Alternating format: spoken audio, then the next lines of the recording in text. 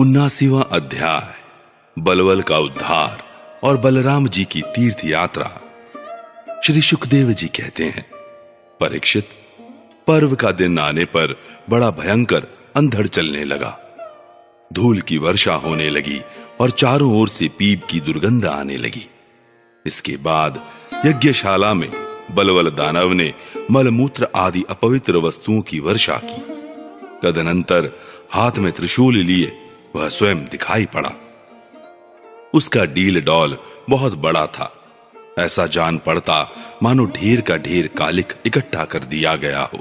उसकी चोटी और दाढ़ी मूछ तपे हुए तांबे के समान लाल लाल थी।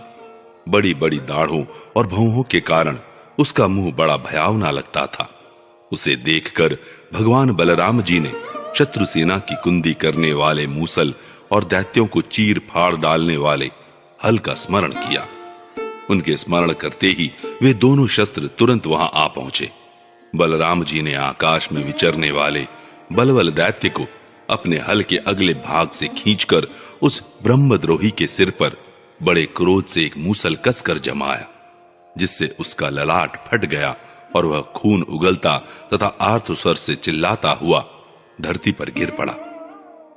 ठीक वैसे ही जैसे वज्र की चोट खाकर गेरू आदि से लाल हुआ कोई पहाड़ गिर पड़ा हो। नैमिषारण्यवासी महाभाग्यवान मुनियों ने बलराम जी की स्तुति की, उन्हें कभी न व्यर्थ होने वाले आशीर्वाद दिए और जैसे देवता लोग देवराज इंद्र का अभिषेक करते हैं वैसे ही उनका अभिषेक किया। इसके बाद ऋषियों ने बलराम जी को दिव्य वस्त्र और दिव्य आभूषण दिए तथा एक ऐसी वैजयंती माला भी दी जो सौंदर्य का आश्रय एवं कभी न मुरझाने वाले कमल के पुष्पों से युक्त थी। तदनंतर नैमिषारण्यवासी ऋषियों से विदा होकर उनके आज्ञानुसार बलराम जी ब्राह्मणों के साथ कौशिकी नदी के तट पर आए। वहां स्नान करके वे उस सरोवर पर गए जहां से सरयू नदी निकलती है। वहां से सरयू के किनारे किनारे चलने लगे। फिर उसे छोड़कर प्रयाग आए और वहां स्नान तथा देवता, ऋषि एवं पितरों का तर्पण करके वहां से पुल्हाश्रम गए। वहां से गंडकी, गोमती तथा विपाशा नदियों में स्नान करके वे सोन नद के तट पर गए और वहां स्नान किया। इसके बाद गया में जाकर पितरों का वसुदेव जी के आज्ञानुसार पूजन यजन किया। फिर गंगा सागर संगम पर गए। वहां भी स्नान आदि तीर्थ कृत्यों से निवृत्त होकर महेंद्र पर्वत पर गए। वहां परशुराम जी का दर्शन और अभिवादन किया। तदनंतर सप्त गोदावरी, वेणा, पंपा और भीमरथी आदि में स्नान करते हुए स्वामी कार्तिक का दर्शन करने गए तथा वहां से महादेव जी के निवास स्थान श्री शैल पर पहुंचे।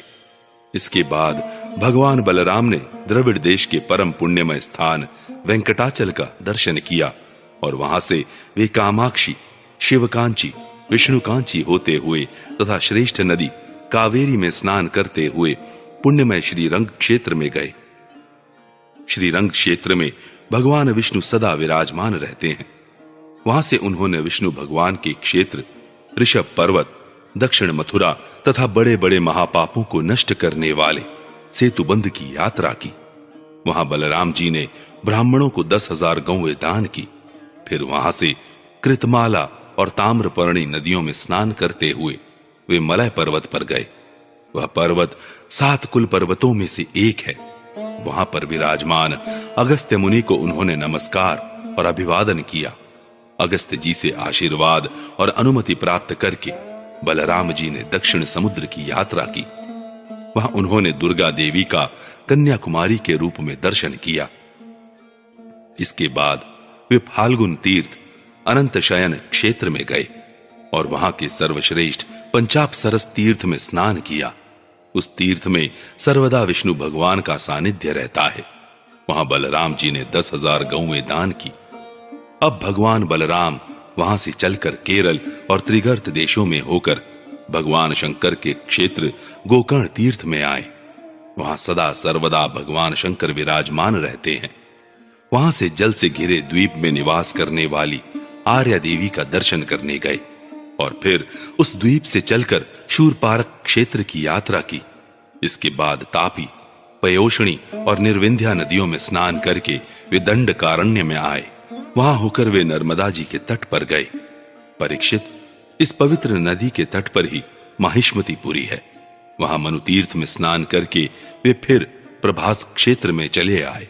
वहीं उन्होंने ब्राह्मणों से सुना कि कौरव और पांडवों के युद्ध में अधिकांश क्षत्रियों का संहार हो गया।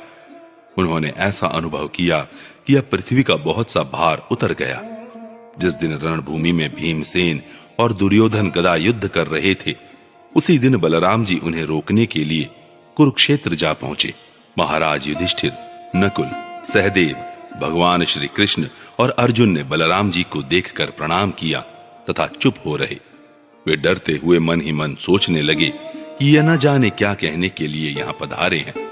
उस समय भीमसेन और दुर्योधन दोनों ही हाथ में गदा लेकर एक दूसरे को जीतने के लिए क्रोध से भरकर भांति भांति के पैंतरे बदल रहे थे। उन्हें देखकर बलराम जी ने कहा, राजा दुर्योधन और भीमसेन, तुम दोनों वीर हो। तुम दोनों में बल पौरुष भी समान है। मैं ऐसा समझता हूं कि भीमसेन में बल अधिक है और दुर्योधन ने गदा युद्ध में शिक्षा अधिक पाई है। इसलिए तुम लोगों जैसे समान बलशालियों में किसी एक की जय या पराजय नहीं होती दिखती। अतः तुम लोग व्यर्थ का युद्ध मत करो, अब इसे बंद कर दो। परीक्षित, बलराम जी की बात दोनों के लिए हितकर थी, परंतु उन दोनों का वैर भाव इतना दृढ़मूल हो गया था कि उन्होंने बलराम जी की बात न मानी। वे एक दूसरे की कटुवाणी और दुर्व्यवहारों का स्मरण करके उन्मत्त से हो रहे थे। भगवान बलराम जी ने निश्चय किया कि इनका प्रारब्ध ऐसा ही है, इसलिए उसके संबंध में विशेष आग्रह न करके वे द्वारका लौट गए। द्वारका में उग्रसेन आदि गुरुजनों तथा अन्य संबंधियों ने बड़े प्रेम से आगे आकर उनका स्वागत किया।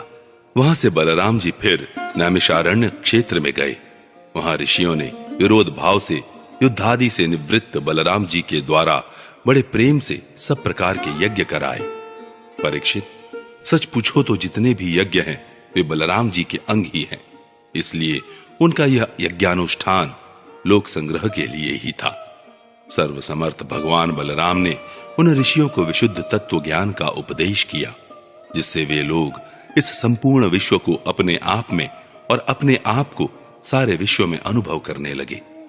इसके बाद बलराम जी ने अपनी पत्नी रेवती के साथ यज्ञांत स्नान किया और सुंदर सुंदर वस्त्र तथा आभूषण पहनकर अपने भाई बंधु तथा स्वजन संबंधियों के साथ इस प्रकार शोभायमान हुए जैसे अपनी चंद्रिका एवं नक्षत्रों के साथ चंद्रदेव होते हैं। परीक्षित, भगवान बलराम स्वयं अनंत हैं। उनका स्वरूप मन और वाणी के परे है। उन्होंने लीला के लिए ही यह मनुष्यों का सा शरीर ग्रहण किया है। उन बलशाली बलराम जी के ऐसे ऐसे चरित्रों की गिनती भी नहीं की जा सकती। जो पुरुष अनंत, सर्वव्यापक, अद्भुत कर्मा भगवान बलराम जी के चरित्रों का सायं प्रातः स्मरण करता है, वह भगवान का अत्यंत प्रिय हो जाता है।